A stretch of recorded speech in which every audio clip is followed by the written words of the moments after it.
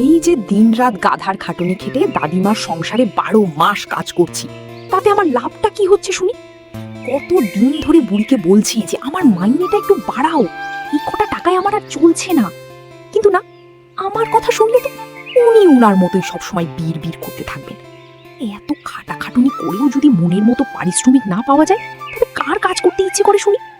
পরিষ্কার কথা, এই মাসে যদি গিন্নিমা আমার মাইনে না বাড়ায়, আমি কাজ ছেড়ে দিয়ে চলে যাব। সালমার কাজের অভাব হবে না, এখানে পড়ে পড়ে জান কয়লা করার কোনো মানেই হয় না। সালমা মা, তোর কি এখন কাজে আসার সময় হলো রে? ঘড়ির দিকে তাকিয়ে দেখেছিস কটা বাজে? তা আমি বুড়ো মানুষ, খাবই বা কখন, আর সময় মতো ওষুধটাই বা খাবো কখন? তুই দিন দিন বড্ড কুঁড়ে হয়ে যাচ্ছিস রে সালমা। তোকে কতবার করে বলেছি, বাড়ি ঢুকে আগে সোজা রান্নাঘরে যাবি, রান্নাবান্নার কাজগুলো সেরে তারপর বাড়ির অন্য সব কাজ ধরবি।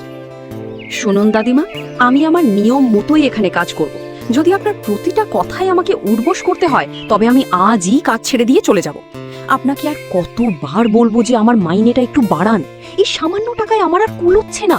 কিন্তু আপনি তো আমার কথা কানেই তুলছেন না, পাত্তাই দিচ্ছেন না।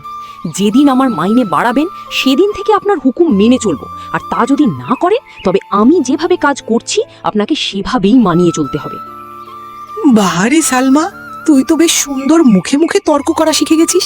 শোন মে, আমার কাছে তুই যা চাবি, কাপড় চোপড়, খাবার দাবার, আমি তোকে সব দেব, কিন্তু তোর মাইনেটা আমি 1 টাকাও বাড়াবো না। এই দাদিমা যেটা একবার মুখে বলে সেটাই করে, আমার কথা নড়চড় হবে না। আপনার সাথে এভাবে মুখে মুখে তর্ক করতে আমার কি খুব ভালো লাগছে দাদিমা? কিন্তু আমি কি করব বলো? আমি যে এক কঠিন নিয়মে বাঁধা পড়ে আছি। আমার মাইনেটা যদি না বাড়িয়ে দাও, তবে আমার সাথে যে খুব খারাপ কিছু হয়ে যাবে দাদিমা, তুমি বুঝছো না কেন? তুই মুখে যতই বড় বড় কথা বলিস না কেন রে সালমা, আমি তোকে ছেড়ে যেতে দিলেও তুই এই বুড়িকে ছেড়ে কোথাও যাবি না। আমি তোকে কতখানি ভালোবাসি সেটা তুই খুব ভালো করেই জানিস, তাও তুই সারাক্ষণ আমার সাথে এরকম খটর মটর বক বক করিস। হয়েছে হয়েছে, আর আপনাকে অত শত মায়া দেখাতে হবে না দাদিমা। আমি খুব ভালো করেই জানি আপনি আমাকে কতটা ভালোবাসেন। কিন্তু ওই যে, ভালোবাসা যতই থাকুক, পকেট থেকে তো 1 টাকাও বেশি বের করবেন না, মাইনে আমার বাড়াবেন না। যাই হোক, ওসব কথা বাদ দিন। আপনি এখন গিয়ে একটু শান্ত হয়ে বিশ্রাম করুন তো। আমি কিছুক্ষণের মধ্যেই আপনার পছন্দের খাবারটা রান্না করে টেবিলে নিয়ে আসছি। আরে বাহ, একেবারে অবাক কাণ্ড! তুই আমার মনের কথা এইভাবে বুঝে ফেললি কি করে রে সালমা?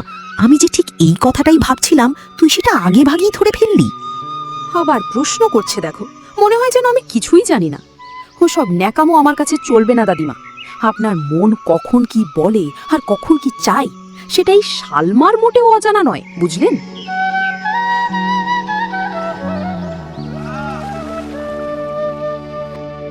কি রে সালমা, সব কাজ তো তোর অনেক আগেই শেষ হয়ে গেছে, কিন্তু এখনো তুই বাড়ি যাসনি যে?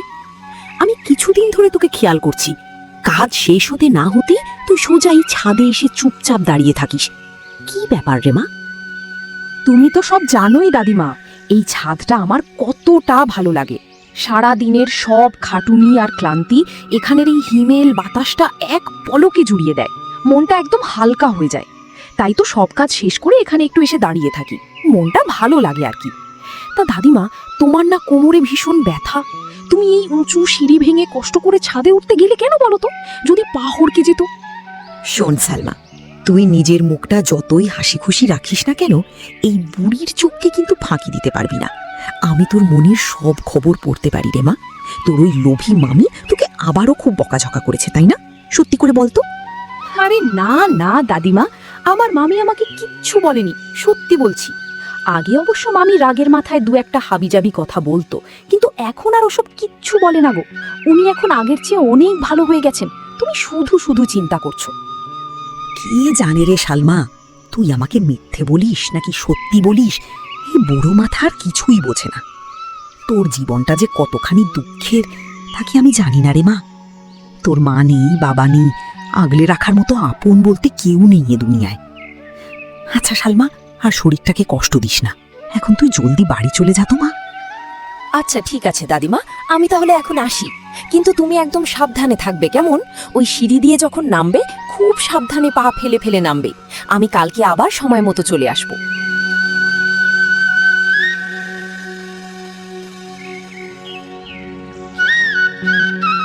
বাহ বাহ, মেয়ের তো দেখছি দিন দিন সাহস বেড়েই চলেছে।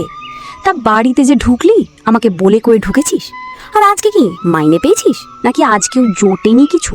কই মাইনের টাকাটা জলদি আমার হাতে তুলে দে তো দেখি, আর দেরি করিস না। মামি, কি বলছেন আপনি? এই তো কিছুদিন আগেই তো মাইনে পেলাম, এখনো 15 দিনও পার হলো না, এখন আবার কিসের মাইনে চাচ্ছেন? আমাকে তো ওনারা মাসে মাসে মাইনে দেয়, 15 দিন পর পর তো আর কেউ মাইনে দেয় না। চুপ কর জলিরের ঝি, আবার বড় বড় মুখে মুখে তর্ক করে কথা বলিস। শোন, আজ তোকে আমি ক্ষমা করে দিলাম, কিন্তু আগামী মাসে মাইনে কিন্তু আমার ডবল চাই। মাইনে যদি এনে আমার হাতে তুলে না দিয়েছিস তবে তোর কপালে আমি ঝ্যাঁটা মেরে তোর কপালের ছাল চামড়া একদম উঠিয়ে ফেলবো। কথাটা একদম ভালো করে মনে রাখিস অপয়া মেয়ে, আমার সামনে থেকে দূর হ এখন।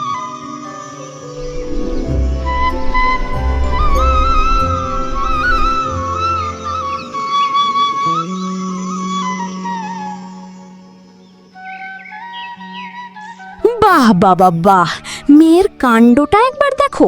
চুলায় এখনো আগুন ধরায়নি আর এখানে কলপারে বসে পায়ের ওপর পা দিয়ে থালা বাসন মাজছে। তো চুলোয় আগুনটা কে জ্বালাবে শুনি?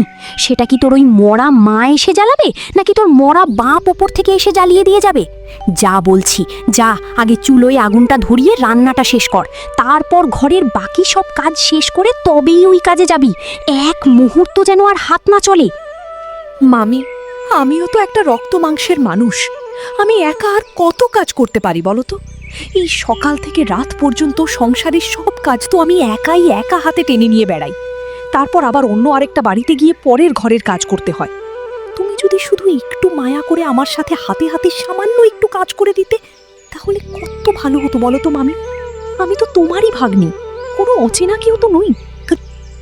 একদম চুপ কর কপাল পোড়া মেয়ে। মা আর বাপটাকে তো জন্মের পরপরই খেয়ে ফেলেছিস, এখন আবার আমাকেও জ্যান্ত খেতে চাস? তাই তো, পরিষ্কার শুনে রাখ, এই সংসারে যদি তোকে থাকতে হয় তবে ঘরের খুঁটিনাটি সব কাজ তোকে একাই করতে হবে। তারপর অন্য বাড়ি গিয়ে কাজ করে সেই টাকা এনে হুবহু আমার হাতে তুলে দিতে হবে, না হলে তোকে ঘাড় ধাক্কা দিয়ে এই বাড়ি থেকে আমি তাড়িয়ে দেবো, বুঝেছিস?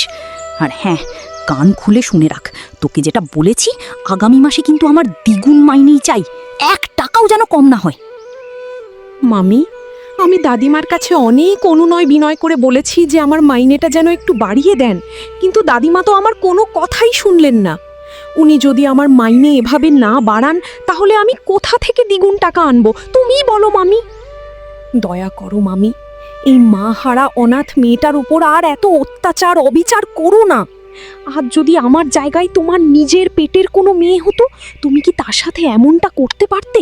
তাকে কি এভাবে পরের ঘরে খাটিয়ে তার বুক চাপা কান্না দেখেও একটুও মায়া হতো না তোমার? বলো মামি, বলো। ওরে বাবারে বাবা, যাত্রাপালার অভিনয় চলছে দেখছি এখানে। কি ঢং রে বাপু। শোন শোন, তোর এই সব ফালতু ঘ্যান ঘ্যানানি আর কান্নাকাটি শোনার মতো ফালতু সময় আমার এক ফোঁটাও নেই। আমি তোকে স্রেফ যেটা বলেছি সেটা যদি মাথা পেতে করিস তবেই তুই এই সংসারে ঘাড় গুজে থাকতে পারবি। আর যদি না পারিস তবে ওই তোর মরা বাপ মায়ের পথ ধরে যেখানে খুশি দূর হয়ে যা। এখন আর একটা কথাও না বলে সোজা চুলোর পাড়ে যা বলছি। আমি জানি না মামি, দাদিমা শেষ পর্যন্ত আমার মাইনেটা বাড়াবেন কি বাড়াবেন না, ওনার ওপর তো আমার জোর খাটে না। কিন্তু তোমার এই রোজ রোজকার কথা আর অত্যাচার আমি আর সহ্য করতে পারছি না। কালকেই আমি ওনাকে বলবো, ওনার হাত পা ধরে হলেও আরেকবার বলবো যেন আমার মাইনেটা কিছুটা বাড়িয়ে দেন। ঠিক আছে ঠিক আছে, আর একটা কথাও তোকে মুখে বলতে হবে না। ঘরের কাজগুলো সব জলদি শেষ করে এখনই আমার চোখের সামনে থেকে বিদায় হ দেখি। তুই এই বাড়িতে সারাক্ষণ মুখ গোমড়া করে বসে থাকলে আমার গাটা কেমন জ্বলে ওঠে। কিছু একটা বলতে না বলতেই অমনি ন্যাকা কান্না জুড়ে দিস, একদম ঢং আর সহ্য হয় না। এই অলুক্ষণের স্বভাবের জন্যই তো তোকে আমি দু চোখে দেখতে পারি না। যা এখন চোখের সামনে থেকে দূর হ।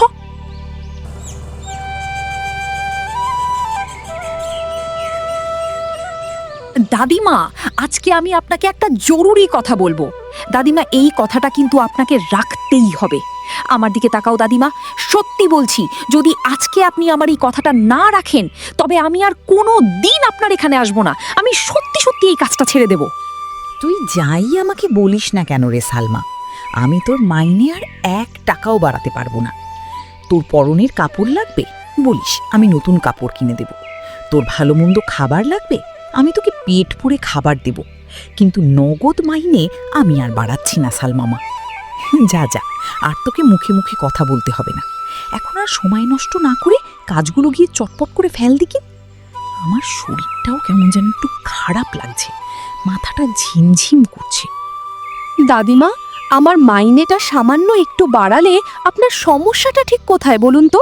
আমি তো আপনাকে নিজে মুখেই বলেছি যে মাইনে বাড়ালে আমি আরো বেশি বেশি করে কাজ করে দেব, আপনার কোনো কষ্ট হতে দেব না। তবুও আপনি আমার কোনো কথাই কানে তোলেন না। ঠিক আছে দাদিমা, আমি শুধু এই মাসটুকুই আপনার এখানে কাজ করব। আগামী মাস থেকে যদি আমি আর এই বাড়িতে কাজে আসি তবে আপনি দেখে নিয়েন, আমি আর এক ফোঁটাও সহ্য করতে পারছি না। এ কথা তো তুই গত বছর থেকেই বলে আসছিস রে সালমা, মাইনে না বাড়ালে নাকি আগামী মাস থেকে আর আসবি না।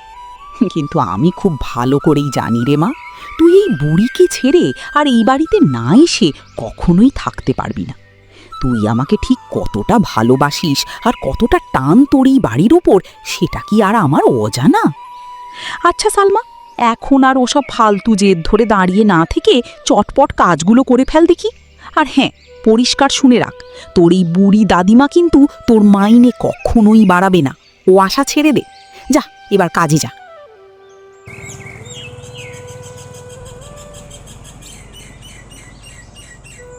সালমা, এই সালমা, এই হতছাড়ি কোথায় গেলি রে তুই? পরের ঘরের কাজটা শেষ করে এসে নিজেকে কি এখন কোনো দেশের মহারানী ভাবিস নাকি যে বিছানায় অমনি শরীরটা ইলিয়ে দিলি? সালমা, আরে কই গেলি রে হতছাড়ি? ওই অলস শরীরটা একটু নাড়িয়ে এদিকে জলদি এসে দেখে যা। মামি, শরীরটা আজ বড্ড খারাপ লাগছে, তাই একটু বিছানায় পিঠটা ঠেকিয়ে শুয়েছিলাম। সকাল থেকে রাত পর্যন্ত সারাটা দিন তো একটানা কাজই করে যাই। এই সংসারের সব কাজ একা হাতে সামলে আবার ওই বুড়ো দাদিমার ঘরে গিয়েও খাটতে হয়। রক্তমাংসের শরীরটা আর কত চলবো বলো তো মামি? আচ্ছা বলো, কি জন্য এত চেঁচিয়ে আমাকে ডাকলে? খুব দরকারি কিছু না হলে আমি আজ একটু তাড়াতাড়ি ঘুমিয়ে পড়বো মামি, আর শরীর টানছে না। বাবা, মেয়ের দেখা যায় নতুন নতুন বুলি ফুটেছে মুখে। তা তোকে যে বলেছিলাম দাদিমার কাছ থেকে মাইনেটা বাড়িয়ে নিতে, সেটা কি তোর ওই বুড়ি দাদিমা বাড়িয়েছে নাকি বাড়ায়নি? শোন, সে মাইনে বাড়াক আর না বাড়াক, আগামী মাস থেকে কিন্তু আমাকে ডবল মাইনেই দিতে হবে। ওসব কোনো ওজোর আপত্তি আমি শুনবো না। আর হ্যাঁ, কান খুলে আরেকটা কথাও শুনে রাখ, তোর মামা যে শহরে থাকে, ওনারও এখন হাতে কোনো কাজ নেই। ওনাকেও এখান থেকে টাকা পাঠাতে হবে। ওখানে উনি একটা নতুন কাজ ধরবেন, সেটার জন্য অনেক টাকার দরকার। তাই টাকা তোকে জোগাড় করতেই হবে, যেমন করে পারিস। হে, কি কথা বলছো মামি? মামার কাজ নেই মানে? আমাকে তো আগে কোনোদিন এই কথা বলনি তুমি। আমি একটা সামান্য মেয়ে মানুষ হয়ে একা একা এত কিছু কি করে করব মামি বলো?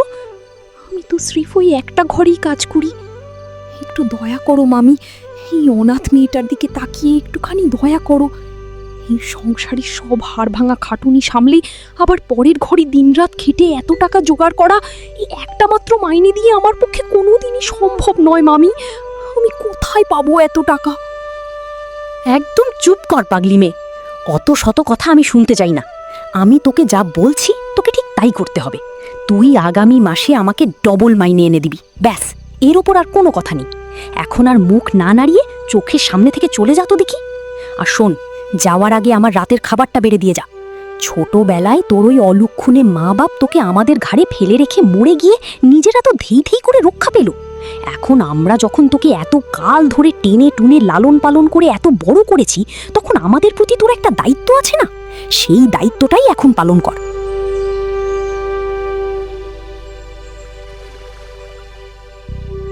আরে সালমা, তুই চলে এসেছিস রে মা। আমি সারা দিন চাতক পাখির মতো তোরই পথ চেয়ে বসেছিলাম, তোর অপেক্ষাই করছিলাম রে। কাল রাতেই তুই যেভাবে রাগ আর অভিমান করে গেলি, আমার তো সারাটা রাত চোখেই পাতা এক করতে পারিনি। কেবলই মনে হচ্ছিল আমার লক্ষ্মী মেয়েটা বুঝি সত্যি সত্যি রাগ করে আর এই বাড়িতে আসবে না। আয় মা, আয়, ভিতরে আয়, তোর সাথে আমার একটু কথা আছে। এই কি কথা শুনছি আমি দাদিমা? কেন তুমি সকাল থেকে আমার জন্য এভাবে অপেক্ষা করছিলে কেন? তার মানে কি তুমি আমাকে নতুন কোনো কথা বলবে? দাদিমা, তুমি কি তবে কাল রাতের আমার ওই কান্না আর জেদের কথাটার গুরুত্ব বুঝতে পেরেছো? নাকি মামি যে ডবল মাইনের জন্য আমার উপর অত্যাচার করছে সেই খবরটা কোনোভাবে তোমার কানে পৌঁছেছে দাদিমা? বলো না, কি বলবে আমাকে? বলবো রে মা, বলবো, তোকে সব কথাই খুলে বলবো, কিন্তু এখানে ঘরের ভেতর নয়। আগে তুই আমার সাথে ওই ওপরের ছাদে চল, তারপর ওখানে গিয়ে ঠান্ডা মাথায় সব ঘটনা আমি একে একে তোকে খুলে বলছি। কাল রাতে তুই চলে যাওয়ার পর আমি অনেক কিছু ভেবেছি রে সালমা। তুই আগে চল আমার সাথে, ওখানে গেলেই সব বুঝতে পারবি। ও দাদিমা, এইসব কি? এত সুন্দর কেক! আমি তো আমার এই ছাড় জীবনেও কোনোদিন এমন সুন্দর কেক চোখে দেখিনি। খাওয়া তো দূরের কথা, আজকে কি আপনাদের এখানে কোনো বড় নিমন্ত্রণ আছে দাদিমা, নাকি স্পেশাল কারো কোনো অনুষ্ঠান? আর আমাকে খুলে বলো না দাদিমা। যদি আজ বাড়িতে অনেক অতিথি আসার কথা থাকে, তবে আমি আর এখানে দাঁড়িয়ে সময় নষ্ট না করে চটপট নিচে গিয়ে রান্নাবান্না আর বাকি কাজগুলো সেরে ফেলি। বলো দাদিমা, কার জন্য এই আয়োজন? সালমারে, আজকে যে তোর জন্মদিন, অনেক অনেক শুভেচ্ছা তোকে জন্মদিনের, আমার লক্ষ্মী মা আমার। এই ছাদের উপর যা কিছু আয়োজন দেখছিস, এই সুন্দর কেক, এই সাজসজ্জা, এই সব কিছুই তোর বুড়ি দাদিমা শুধু তোর জন্যই করেছে রে। তুই ওই খোলা আকাশ আর বাতাস এত পছন্দ করিস, তাই তোর এই পছন্দের জায়গাটাই আমি মনে মনে নির্বাচন করেছিলাম তোর জন্মদিনটা ধুমধাম করে পালন করব বলে। অনেক অনেক ধন্যবাদ দাদিমা, কিন্তু কিন্তু তুমি কি করে জানলে যে আজকেই আমার জন্মদিন? আমি সত্যি নিজের চোখ দুটোকে বিশ্বাস করতে পারছি না যে তুমি আমাকে এতটা ভালোবাসো। মা বাবার মৃত্যুর পর থেকে আজ পর্যন্ত জন্মদিন তো অনেক দূরের কথা দাদিমা, আমার সাথে কেউ একটা ভালো মিষ্টি কথাও বলেনি। মামি মামার সংসারে শুধু লাঞ্ছনা আর গঞ্জনা সই আমার দিন কেটেছে। সেখানে আমি তোমার ঘরের সামান্য একজন কাজের লোক হওয়া সত্ত্বেও তুমি আমাকে এত বড় সম্মান দিলে, এত ভালোবাসা দিলে। তুমি মানুষ নও দাদিমা, তুমি দেবতা। তুমি সত্যি অনেক অনেক ভালো। একদম কাঁদবি না বলছি, একদম কাঁদবি না। তোকে এভাবে কাঁদতে দেখলে আমার বুকের ভেতরটা যে কেমন করে। তোকে কাঁদতে দেখতে আমার একদম ভালো লাগে না রে মা। তুই সব সময় একটু হাসি খুশি থাকবি, তোর ওই সুন্দর মুখে সারাক্ষণ হাসি লেগে থাকবে। তোর এই বুড়ি দাদিমা তো শুধু সেটাই চাই সব সময়। তুই কাঁদলে তো আমার এই আয়োজনটাই মাটি হয়ে যাবে রে।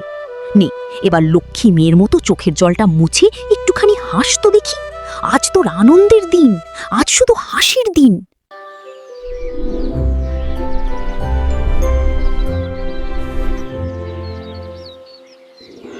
আরে, আজ বাড়ির ভেতর এমন নিশুতি কেন? আজ কি হলো দাদিমার? কোনো সারা শব্দ নেই যে। রোজ তো এই সময় কত হাঁকডাক করেন। ঘরে গিয়ে দেখি তো আজ আমার কত কাজ বাকি পড়ে আছে। দাদিমা, ও দাদিমা, আপনার কি হয়েছে বলুন তো? আমি তো কিছুই বুঝতে পারছি না। এভাবে চুপ করে আছেন কেন? কথা বলুন দাদিমা।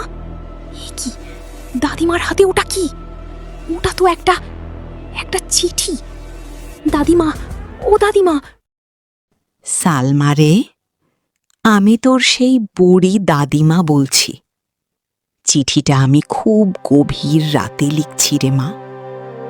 শরীরটা আজ না বড্ড খারাপ লাগছে, মনটা একদম ভালো ঠিকছে না। কেমন যেন ফাঁকা ফাঁকা লাগছে।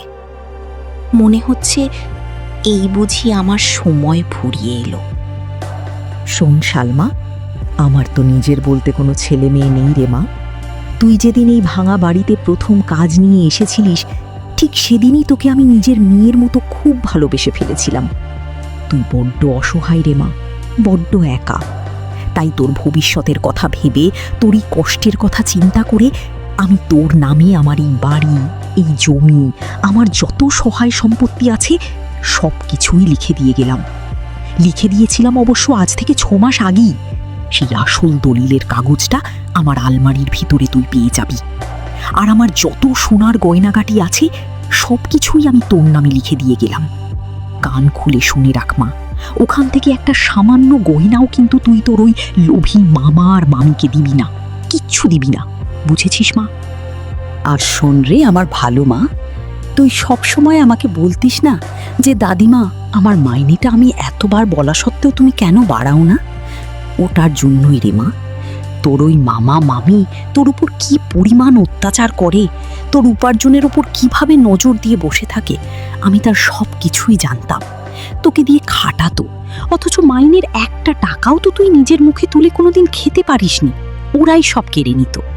তাই আমি ইচ্ছা করেই তোর মাইনে কোনোদিন বাড়াইনি, তোকে এড়িয়ে গিয়েছি, যাতে ওরা তোর থেকে আর বেশি টাকা লুটতে না পারে। আমি যদি আজ মারাও যাই মা, তুই এই বাড়িতেই থাকবি সারা জীবন। এই বাড়ি এখন তোর। সব সময় ভালো থাকিস রে মা, নিজের খেয়াল রাখিস। আমি উপর থেকে তোকে সব সময় দেখব, তোকে আগলে রাখবো।